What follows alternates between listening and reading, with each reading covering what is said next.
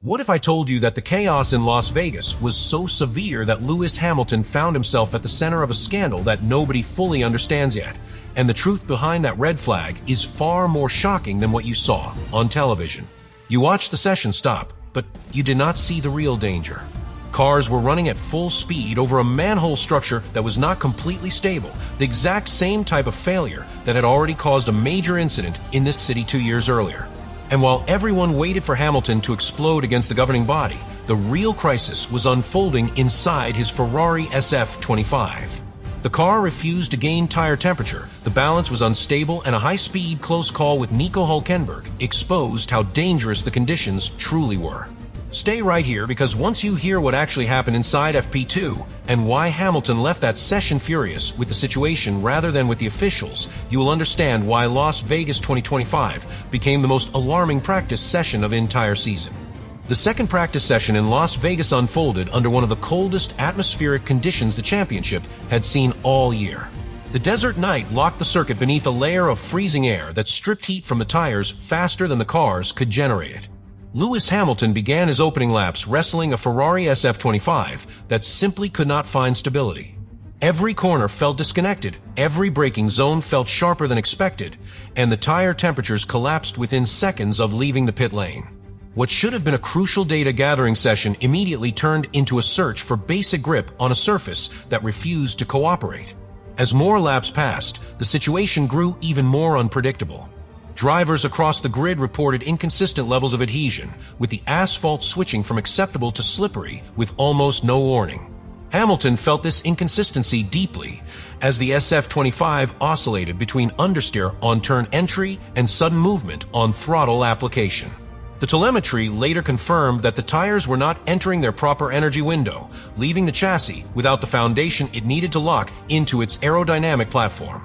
This created a fragile environment in which every correction Hamilton made only highlighted the instability of the car beneath him. Then came the first turning point of the night. Marshals at one of the fastest corners on the circuit noticed that a manhole structure appeared to behave irregularly under load. This triggered an immediate red flag. The governing body conducted a rapid inspection and announced that the track surface was safe. Yet inside the paddock, engineers exchanged looks of concern. The Las Vegas circuit had suffered a similar failure 2 seasons earlier, a moment that had already placed the venue under scrutiny. A short inspection in freezing conditions did little to reassure those who understood how much aerodynamic force a modern ground effect car exerts on the surface at high speed. When the session resumed with only minutes remaining, teams rushed to salvage any usable data. Hamilton attempted another push sequence, but the tires once again failed to reach the required temperature levels. The SF25 slid through the medium speed corners and reacted sharply to every steering input, which made it impossible for him to build confidence. He needed a clean sequence of laps to stabilize the balance, but the combination of cold air, limited time, and a car struggling to adapt left him chasing a moving target. Every sector became a fresh challenge, and none of his runs delivered the information Ferrari needed ahead of qualifying. Then came the moment that escalated the situation into a full scandal. Personnel who had remained near the previously inspected manhole reported that the structure was still moving under cars that passed at speed.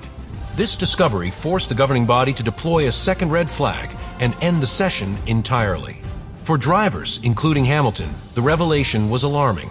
They had been pushing through the coldest conditions of the season on a surface that was not fully stable. The frustration across the paddock grew instantly because the earlier inspection had been declared complete, yet the danger had resurfaced under real load. The trust between drivers and officials took a clear hit. By the end of FP2, Hamilton walked away with none of the data he needed, none of the rhythm required to understand his car, and a strong sense that the session had slipped into chaos due to conditions that should have been identified and managed more effectively. The SF25 had not delivered a single clean push lap, the cold air had destroyed tire temperature, and the structural instability of the track had ended the session before Ferrari could extract anything meaningful. The scandal of Las Vegas did not come from Hamilton shouting at officials. It came from a night where the environment, the car, and the infrastructure failed simultaneously, leaving him furious at a situation that robbed him of preparation rather than at the people managing it. The core problem that erupted in Las Vegas began with a complete breakdown of the conditions drivers rely on to evaluate their cars. FP2 is normally the session where teams gather the most representative data for qualifying and the race, but the freezing desert temperatures destroyed any chance of meaningful preparation. Lewis Hamilton started the session expecting difficulty, but what he encountered was far worse. The tires of the Ferrari SF25 dropped temperature almost instantly, creating a lack of front grip that prevented him from leaning on the car with confidence. Without heat in the rubber, the aerodynamic platform could not stabilize, and the car reacted with sharp edges that made every steering input feel exaggerated and unpredictable. From the perspective of the drivers, grip did not simply fluctuate. It vanished without warning. The asphalt alternated between small pockets of adhesion and sudden loss of traction, leaving Hamilton with a machine that refused to offer a consistent reference. The SF25 shifted from understeer to rear instability within the same sector, a sign that the tires were never entering their intended energy window. Engineers watching the telemetry saw dramatic variations in tire behavior that confirmed Hamilton's feedback. The cold atmosphere had pushed the car outside its narrow comfort zone and prevented him from constructing a rhythm that would allow Ferrari to refine their setup. Then came the safety issue that transformed a difficult session into a full-scale problem. A marshal reported abnormal behavior from a manhole structure at high speed, the same type of weakness that had already caused a major incident at this circuit 2 years earlier. The governing body immediately deployed a red flag. While the inspection that followed was quick, the officials declared the circuit safe. But many in the paddock wondered whether a short static evaluation could truly replicate the forces applied by a ground effect car. The doubt grew silently, especially among engineers who understood that cold conditions increased the severity of bottoming and load transfer. Once the session restarted, Hamilton attempted to recover momentum, but the SF25 still refused to behave. Each new run felt disconnected from the previous one, as if the car reset itself every time he crossed the start-finish line. The tires could not retain heat, the front end would not engage, and the rear reacted violently when traction was applied. Hamilton pushed through the lap, but every sector told the same story. The car was not responding, and the few minutes available after the first red flag were not enough for him to unlock its potential. The session was rapidly slipping away from him and from Ferrari. The situation became even more serious when personnel stationed near the same manhole noticed movement under the cars that passed at speed. This triggered a second red flag, and the session was over. For drivers, including Hamilton, this revelation was deeply frustrating. They had been pushing on a surface that did not offer structural stability, in conditions that were already among the most demanding of the season. The earlier inspection had been declared complete, yet the danger resurfaced under real load. For a driver, trust in the track is fundamental, and that trust was shaken the moment the truth behind the second red flag became known. By the end of the night, Hamilton left the garage without a single representative lap, without reliable tire data, and without the confidence needed to understand how the SF25 would behave once the temperatures dropped even further for qualifying. His frustration did not come from confrontation with officials, but from the feeling that the combination of freezing conditions and structural instability had robbed him of the preparation required to perform. And this raises a question that every fan must consider. If you were in his position, fighting to stabilize a car that refuses to generate grip while driving over a track surface that shows signs of movement, would you stay calm, or would you feel that the night had taken away the opportunity to compete at your best? The engineering challenge facing Ferrari during FP2 in Las Vegas pushed the SF25 into one of its most vulnerable states of the season.